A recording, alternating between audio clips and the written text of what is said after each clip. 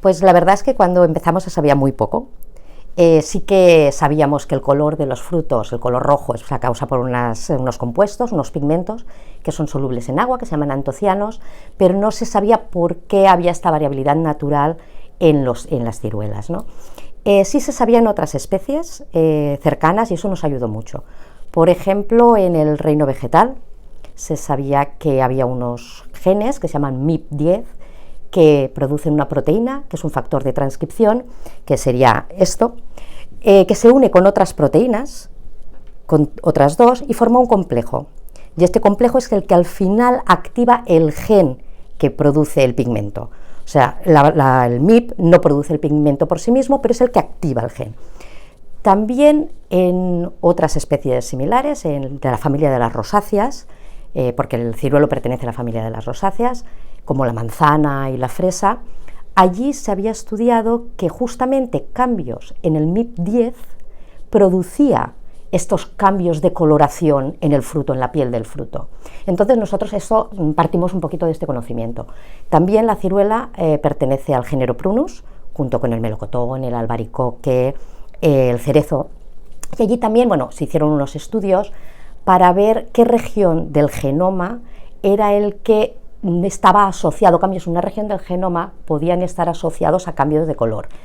Y se vio que en el cromosoma 3 de melocotón, que melocotón tiene 8 cromosomas, que en el cromosoma 3 había 3 genes MIP10 juntos y que allí estaba la señal.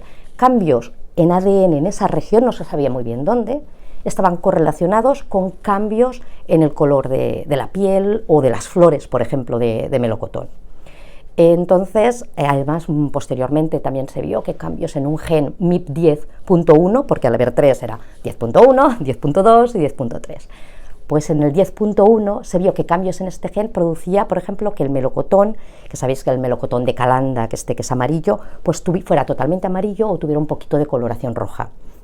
Por lo tanto, nosotros, en aquel momento no se conocía ni el genoma del ciruelo, ni qué genes actuaban, y decidimos utilizar otros modelos, como por ejemplo en este caso el melocotón, la secuencia del melocotón, el conocimiento del melocotón, para empezar nuestros estudios. La verdad es que esto es una investigación de largo recorrido, hemos estado unos añitos, ha sido un trabajo de equipo, sobre todo el trabajo de un estudiante, de Arnau Fiol, que justo ayer depositó su tesis, es el trabajo doctoral, y la verdad es que ha hecho un trabajo excelente.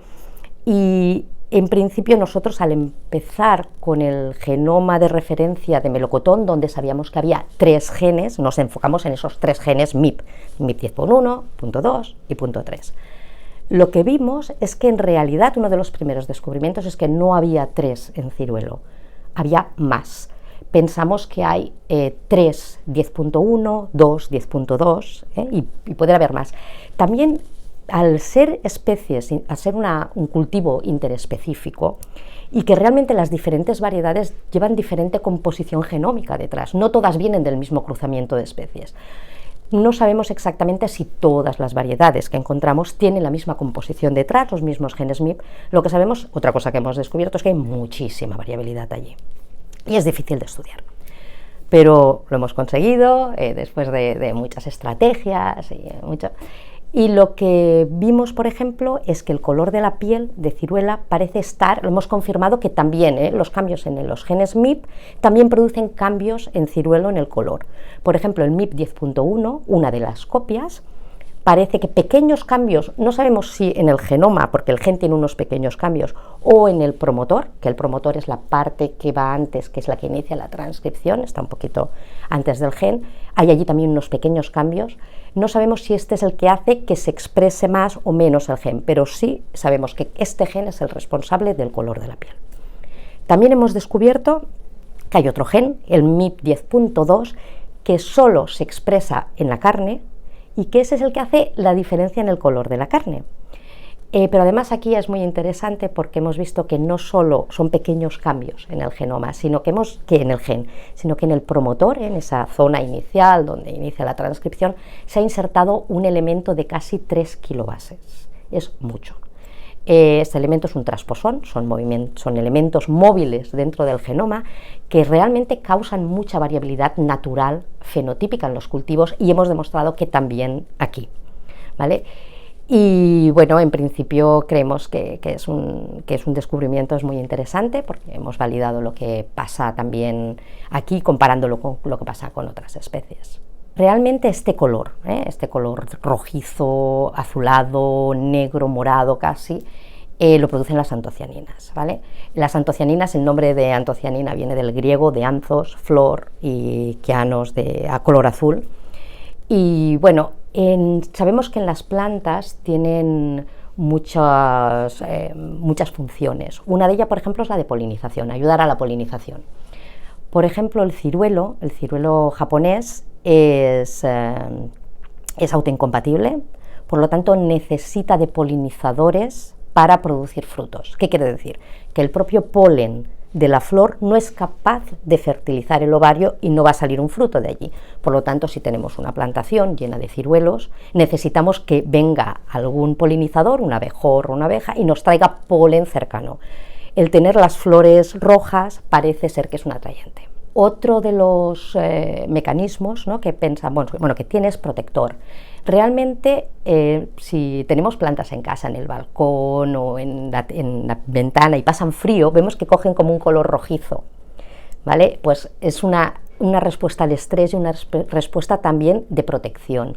O cuando se hacen una herida, alrededor de la herida hay un color rojizo. Por lo tanto, estos son antocianos que reaccionan y protegen a la planta. Entonces tienen una capacidad antioxidante en las plantas y una capacidad de protección también.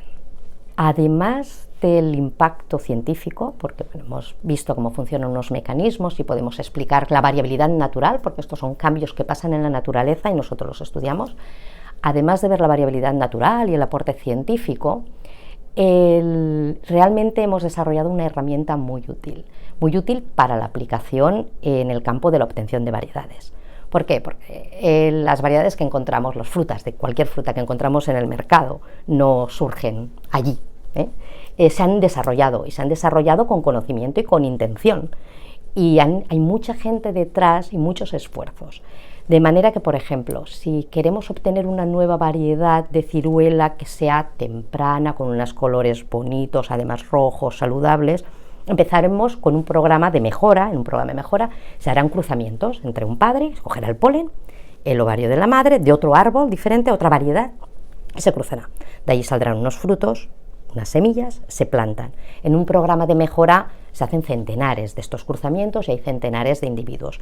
A nivel de plantita, ¿vale?, salen unas hojas y eso va creciendo. Desde que germina la semilla hasta que observamos el primer fruto, en ciruelo pasan unos 4 o 5 años. Eso se le llama periodo de juvenilidad. Las plantas tienen un periodo donde son jóvenes y no producen frutos. Si el programa de mejora quiere obtener una línea varietal roja, y puede saberlo a nivel de plantita, cogiéndole simplemente, la germina, cogemos un trocito de hoja, hacemos una extracción de ADN, una PCR, y podemos saber cómo será este árbol en el futuro, qué tipo de frutos tendrá, de manera que ya es un elemento de selección, y eso optimiza muchísimo el proceso de obtención de variedades, que ya digo que desde que se hace el primer cruzamiento hasta que una variedad puede llegar al mercado, además de tener centenares de individuos que se descartan, además de eso pueden pasar como 20 años. 15, 20 años. Por lo tanto, nosotros, al saber qué genes son los que lo controlan, hemos desarrollado unos marcadores moleculares que pueden identificar ya el ADN, cómo será esa planta en el futuro. La ciruela con la que trabajamos es la ciruela que encontramos en el supermercado, esta ciruela que se consume en fresco, y se llama ciruelo japonés, pero no es de Japón, como muchas especies el nombre como que engaña. Es originaria de China, donde la especie original, la especie silvestre es Prunus salicina, y hay restos que datan de centenares de años antes de Cristo. De allí pasó a Japón, y también hay algunos estudios que parece que dicen que es de unos 200, 300 años antes de Cristo, ya estaba en Japón. Allí empezó a utilizarse, supongo que primero era una especie silvestre, y se empezó a utilizar en jardines, donde se fue mejorando. Hay algunas descripciones que hablan del año 500 después de Cristo, donde se hacían unos trabajos de mejora. Pues supongo que debían ser para adaptación al ambiente, como estaban en jardines, pues para las flores más bonitas, y suponemos que también se debía consumir. Por lo tanto, hubo un poquito pues, de mejora. ¿Mejora qué quiere decir? Selección. Selección de aquellos individuos que más me gustan son los que luego utilizo. Entonces, selección suponemos que también por el fruto. De manera que hacia 1870 unas personas de Estados Unidos cogieron unos de estos individuos de Japón y se los llevaron a Estados Unidos, y de ahí el nombre de ciruela japonesa, y en principio era Prunus salicina. Algunos de estos individuos sí que se distribuyeron para su consumo, pero como no estaban realmente mejorados para tener una producción buena, para tener un fruto grande, lo que se hizo es cruzarlo con otras especies, de otros prunus, también de tipo ciruelita, que al final lo que nosotros conocemos ahora como ciruelo japonés es Prunus salicina con muchas otras especies, por lo que decimos que es un híbrido interespecífico. Creemos que eso también le ha conferido pues, que tenga un genoma un poquito más complejo, pues porque es una mezcla de genomas, pero también le proporciona esa variabilidad que nosotros vemos fenotípica, en el aspecto del fruto, en el color, y creemos que viene por allí también todos estos cambios. Hay otra ciruela, que es la ciruela europea, que esa no es la que hemos estudiado, que es la que se utiliza para consumo en procesado, en mermeladas y tal. Y esa tiene un genoma diferente. Es hexaploide, que quiere decir que no es diploide, no tiene 2 copias de cromosomas, sino que tiene 6, y no se puede cruzar con el ciruelo japonés, aunque sean las 2 ciruelas. Todos hemos oído que es muy sano comer frutos rojos.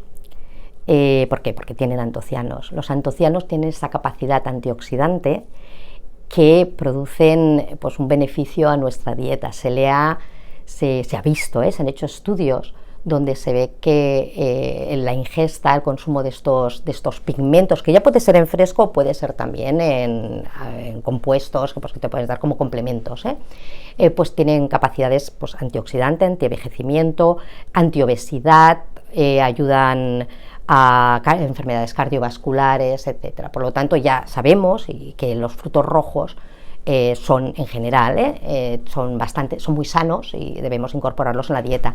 Además, si le sumamos a los beneficios saludables de las ciruelas con su fibra y su vitamina.